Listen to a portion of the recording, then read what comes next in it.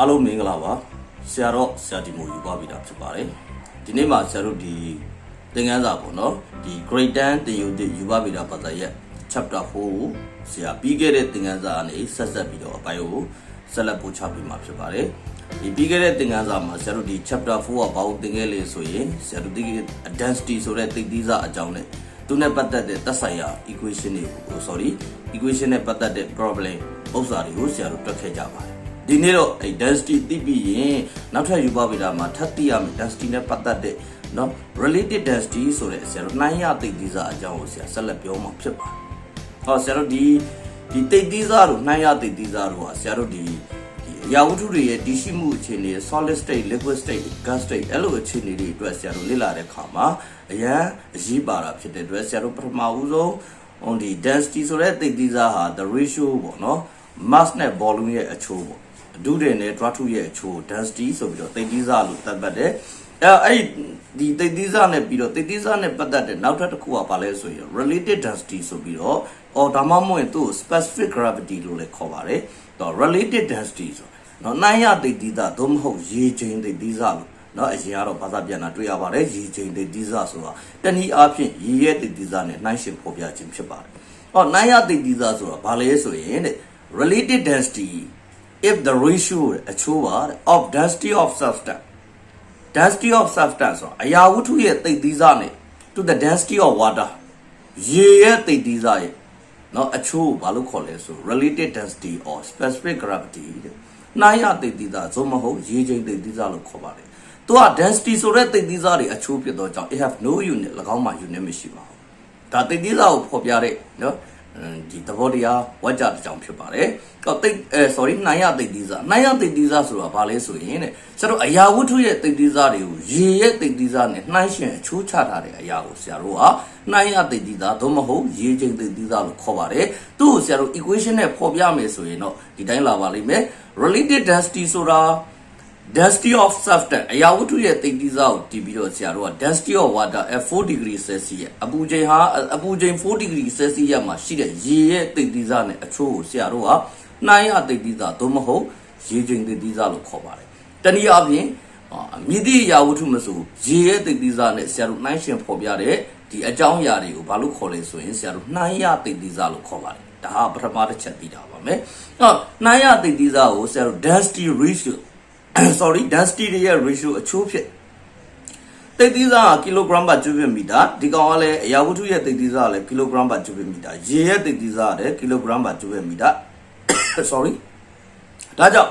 အဲ့ဒီသိသီးစာနှစ်ခုကိုဆရာတို့ ratio ချခြင်းအဖြစ်နော်ဒီ unit တွေကကျေသွားတော့ကြောင့်ဒီ relative density ဆိုတဲ့နှိုင်းရသိသီးစာနှိုင်းရသိသီးစာသို့မဟုတ်ရေချိန်သိသီးစာမှာတော့ဆရာတို့ကဘာမရှိနိုင်ဘူးဆိုရင်ဒီ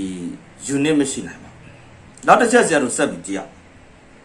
နော်သူ့ related density ကိုဆရာတို့သင်္ကေတနဲ့ဖော်ပြတဲ့အခါမှာ related က R ကိုယူပြီးတော့ density က D ကိုယူပါတယ် RD equal to ဆရာတို့က equation ရဖော်ပြမယ်ဆို rho substance by rho water လို့လည်းဖော်ပြမယ်ဒါဟာဆရာတို့ဒီအရာဝတ္ထုတွေရဲ့နှိုင်းရသိသီးစာကိုဖော်ပြတဲ့ equation ဖြစ်ပါတယ်အဲ့တော့ဆရာတို့နောက်တစ်ခုကဒီသိသီးစာတွေကိုဒီနှိုင်းရသိသီးစာတွေကို density နဲ့မဖော်ပြဘဲနဲ့နောက်တစ်မျိုးနဲ့ဖော်ပြလို့ရပါတယ် density ကို can also be defined by the following relation အောက်ပါဆက်သွယ်ချက်နဲ့လည်းဖော်ပြပေးလို့ရပါတယ် related density of mass of certain volume of a substance အရာဝတ္ထုတစ်ခုရဲ့ဒုတယ်နဲ့အရာဝတ္ထုတစ်ခုဒုတယ်တစ်ခုမှာရှိတဲ့ drug ထုနဲ့အတူညီတဲ့ဒုတယ်မှာရှိတဲ့ရေရဲ့ drug ထုအချိုးက density လို့ပြောပါတယ်တနည်းအားဖြင့် rho equal to miv ဆိုတော့ volume ချင်းကျေသွားတော့ mass အချိုးကိုလည်းယူလို့ရပါတယ်ဒါဒုတဲ့အရာတွေပေါ့နော်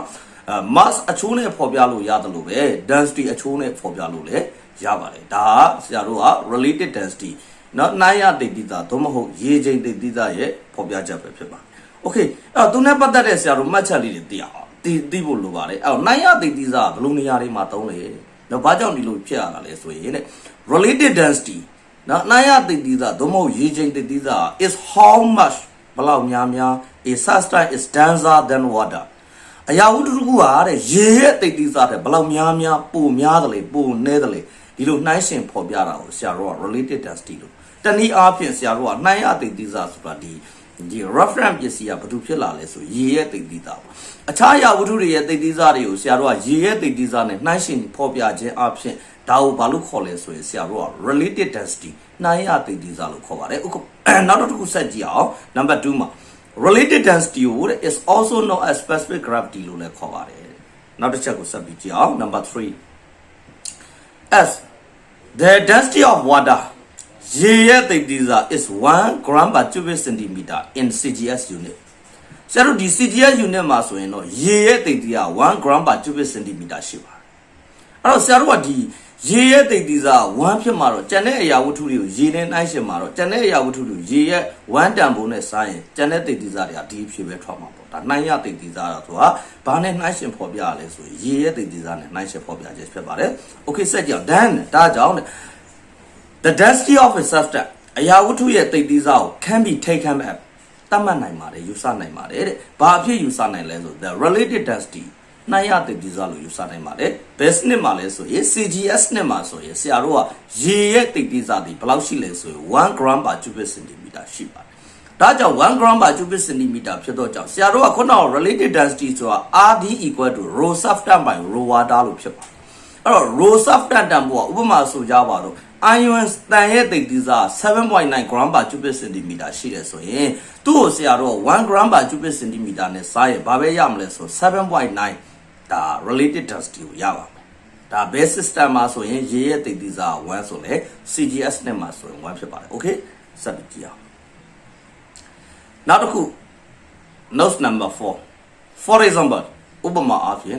the density of aluminium ရဲ့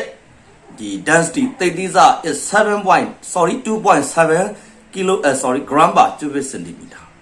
ဒါဘယ်သူရဲ့သိသိသားလဲဆိုရင်ဆရာတို့ aluminium တစ်ခုရဲ့သိသိသားเนาะအဲ့တော့ aluminium ရဲ့သိသိသား 2.7 gram per cubic centimeter ဆိုတော့ဆရာတို့သူ့ကိုရေရဲ့သိသိသားเนาะ1 gram per cubic centimeter နဲ့စားရင် gram per cubic centimeter ချင်းကျေသွားတာဖြစ်တော့ကြောင့် aluminium ရဲ့ဆရာတို့ related density နှိုင်းရသိသိသားဒီဘာဖြစ်မလဲဆို and so related density of aluminium ရဲ့နှိုင်းရသိသိသား 2.7 ပါဆိုလိုချင်တာကဆရာတို့ CGS system မှာအရာဝတ္ထုတွေရဲ့သိသိသားအဲ့ဒီအရာဝတ္ထုတွေရဲ့သိသိသားတွေကိုဆရာတို့နော်သိတယ်ဆိုရင်နှိုင်းရသိသိသားကလည်း1 gram per cubic centimeter နဲ့စားတော့အဲ့ဒီကိန်းဂဏန်းပဲပြန်ထွက်မယ်ပြောင်းလဲခြင်းမရှိပါဘူးဒါကိုပြောတာပါနောက်တစ်ခုဆက်ပြီးကြည့်အောင် F the related density ဒီနှိုင်းရသိသိသားဆိုတာ is the ratio of two density at the ratio of two density သိသိသားနှစ်ခုရဲ့အချိုးဖြစ်ပါတယ်နော် density of substance ကိုဒီပြော density of water နဲ့စားတာသူတို့နှစ်ခုချင်းကသိသိစားတွေနှစ်ခုချင်းဖြစ်တော့ကြ unit တွေ same unit တွေဖြစ်တယ် unit တွေတူကြတော့ကြ it is a just number သူကကိန်းဂဏန်းမျှတာဖြစ်ပါတယ်ခုနက note number 4ကိုကြည့်ပါ related density of aluminium 2.7 ဒီကိန်းဂဏန်းမျှတာဖြစ်ပါတယ် without unit ဘာမှပါတော့ unit မပါတော့ကိန်းဂဏန်းမျှတာဖြစ်ပါတယ် okay အဲ့ဒါဆိုရင်ပထမတစ်ချက်သိထားမှာ related density နော်နှိုင်းရသိသိစားသို့မဟုတ်ရေချိန်သိသိစားတော့ဘယ်ရဲ့သိသိစားနဲ့နှိုင်းရှင်တာလဲဆိုရင်ရေရဲ့သိသိစားနဲ့နှိုင်းရှင်တာမှာရေရဲ့သိသိစားဆရာတို့ကဒီ CGS unit မှာဆိုရင်ဘယ်လောက်ရှိလဲဆိုရင်1 gram per cubic centimeter ရှိပါတယ်ဒါကြောင့်ဆရာတို့ CGS unit နဲ့တွက်ချက်မယ်ဆိုရင်ကြံတဲ့နော်အရာဝတ္ထုတွေရဲ့သိသိစားဒီနော်1နဲ့စားတာဖြစ်တော့ကြောင့်မှတ်ရတာလွယ်ပါတယ်သူတို့ရဲ့ကိန်းဂဏန်းမှာပဲ unit မပါတော့ကိန်းဂဏန်းလေးပဲဖြစ်ပါတယ်ဒါပေမဲ့ဆရာတို့ SI unit မှာကျတော့ရေရဲ့သိသိစား1 gram per cubic centimeter မဟုတ်ပါဘူးဘယ်လောက်ရှိလဲဆိုရင်ဆရာတို့1000 kg per cubic meter ရှိပါတယ်ဒါဆိုရင်ဆရာတို့1000နဲ့စားမှာဖြစ်ပါတယ်ခေါင်းတော့ကိန်းကနန်းတော့တခါတည်းအတိအကျရမှာမဟုတ်ပါဘူး1000နဲ့စားတော့ကြတော့တနည်းအားဖြင့်10 power -3 နဲ့မြောက်ခြင်းဖြစ်ပါ okay ဒါလေးကိုနားလည်ဖို့ရအတွက်ဆရာတို့က example တစ်ပုဒ်လောက်တွေ့ကြအောင်အဲ့တော့ဒီ chapter 4မှာဆရာတို့ဒီ related density နဲ့ပတ်သက်ပြီးတော့ဒီ review exercise ဆိုပြီးတော့ question လေးတစ်ခုပါပါတယ်အဲ့တော့ review exercise question လေးတစ်ခုကိုဆရာတို့ကြည့်အောင်ပါအဲ့တော့ review exercise question လေးတစ်ခုမှာဆရာတို့ကဒီ related density နဲ့ဆရာတို့ density နဲ့ပတ်သက်ပြီးတော့ကလေးတွေဘယ်လောက်နားလဲသလဲဆိုတာ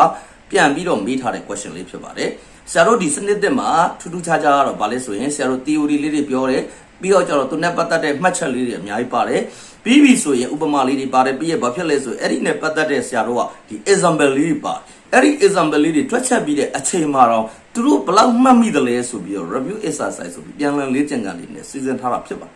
ဒါကြောင့်ဆရာတို့ဒီစနစ်သစ်မှာဆရာတို့ကလေးတို့ကသင်ရတာလွယ်ကူသလိုနော်ဒီနားလေရတာလွယ်ကူသလိုဆရာတို့ကလည်း force ပေးရတာလွယ်ကူပါတယ်အဲ့ဒါကြောင့်ကလေးတို့ကဒီသင်ရိုးလေးတွေကိုဖတ်မယ်နောက်ဆရာတို့သင်တဲ့ဒီသင်ကြားရေးဗီဒီယိုဖိုင်လေးတွေကြည့်မယ်ပြီးပြီဆိုရင်ကိုတကယ်ရလားမရဘူးလား review exercise လေးတွေကိုဆရာတို့ပြန်ကြည့်မယ်ပြီးရင် exercise လေးတွေလည်းတွဲလို့ရပါတယ်ကဲသင်ခန်းစာလေးပြန်ပြီးဆက်သွားရအောင်အဲ့တော့ review exercise number 1မှာ the related density of sulfur ဆိုတာကန်ကိုပြောတာအော် sulfur ရဲ့ဒီ related density နိုင်ရသိသေးစား is 2တဲ့2ပဲဖြစ်တယ် it just number without unit unit မပါတော့ကိန်းကန related density ဆိုတာနော်အဲ့တော့ကိန်းကန2ပဲဖြစ်ပါတယ်တဲ့ related density ဆိုတဲ့ RD ဘယ်သူရဲ့ RD လဲဆိုရင်စာလို့ sulfur ရဲ့ RD ဟာ2ဖြစ်ပါတယ် fine ရှာပေးပါ the volume of 1 kilogram of sulfur 1 kilogram မှာရှိသော drug ကိုရှာပေးပါဆရာတို့ mass ကိုရှာချင်တာဆရာဒါ sorry mass ကပေးထားတယ် volume ဒုတဲ့ကိုရှာခိုင်းတယ် sulfur 1 kilogram drug မှာရှိသောဒုတဲ့ကိုရှာအဲ့တော့ဆရာတို့က rho equal to ရှေ့မှာ density သင်ခဲ့တော့ rho equal to mi(v) ဆိုတာသိတယ်ဆရာနော် rho ဆိုတဲ့ density က mass ကိုတည်ပြီးတော့ volume နဲ့စားတယ်ဆိုတာသိဒီချက်မှာဆရာတို့ဘာလို့လိုချင်တာဆို volume ကိုလိုချင်တာအဲ့တော့ mass ကိုတည်ပြီးတော့ဆရာတို့ density နဲ့စားရအောင် mass ကတော့ပု္ပ္ပစာထဲမှာဆရာတို့ဘာပေးထားလဲဆိုရင်1 kg ဆိုတာပေးထားတယ်ဒါပေမဲ့ဒီ sulfur ရဲ့ density မပေးထားဘူးဟော sulfur ရဲ့ density မပေးထားဘဲနဲ့ဘာလို့လာပေးထားလဲဆို sulfur ရဲ့ဘာပေးထားလဲဆိုရင်ဆရာတို့ related density နိုင်ရသိသိစားကိုပေးထားပါတယ်ဆရာအဲ့တော့ related density ရဲ့နိုင်ရသိသိစားဘယ်လောက်ပေးထားလဲဆိုရင်ဆရာတို့က2လို့ပေးထားတယ်အဲ့တော့ဆရာတို့ related density ကိုသိချင်းအပြင် related density ဆိုတာဆရာအခုသင်ခန်းစာထဲမှာသင်ထားတဲ့အရာဝတ္ထုရဲ့သိသိစားကိုဆရာတို့ရေရဲ့သိသိစားနဲ့စားခြင်းဒီနေရာမှာဆရာတို့ရေရဲ့သိသိစားတော့ပေးထားပါတယ် density of water ကဘယ်လောက်ပေးထားလဲဆိုရင်1 kg per cubic meter လို့ပေးထားပါတယ်အော်ရေရဲ့သိသိစား sorry 1000 kg per cubic meter လို့ပေးထားအဲ့တော့1000 kg per cubic meter ပေးထားခြင်းအားဖြင့်ဆရာတို့ဒီမှာစဉ်းစားပြီးတော့ဆရာတို့ပြန်ပြီးတော့ကြည့်လိုက်မယ်ဆိုရင် related density ဆိုတာ rho sulfur by rho water အခုက related density of sulfur ဆိုတော့ rho sulfur by rho water ဆရာတို့ rho water ကိုသိဆရာတို့ rho sulfur ကိုရပါတယ်အဲ့တော့ rho sulfur ကိုရတယ်ဆရာတို့လိုချင်တဲ့ခုနကပြောတဲ့ sulfur 1 kg မှာရှိတော့ဆရာတို့ဘာကိုတွက်လို့ရလဲဆို volume ကိုတွက်လို့ရပါပါဒါကြောင့်ဆရာတို့ဒီ page ထဲက related density RD ပေါ့အဲ့ဒီ RD ကနေပြီးတော့ဆရာတို့ဘာရှာလို့ရမလဲဒါ mass ကတော့ဆရာတို့ပေးထားပါတယ်ဘယ်လောက်ပေးထားလဲဆိုရင်1 kg ပေးတာပဲနောက် density of water ကဘယ်လောက်ပေးထားလဲဆို1000 kg per cubic meter လို့ပေးထားပါတယ် okay နောက်တစ်ခုကဆရာတို့ဒီမှာ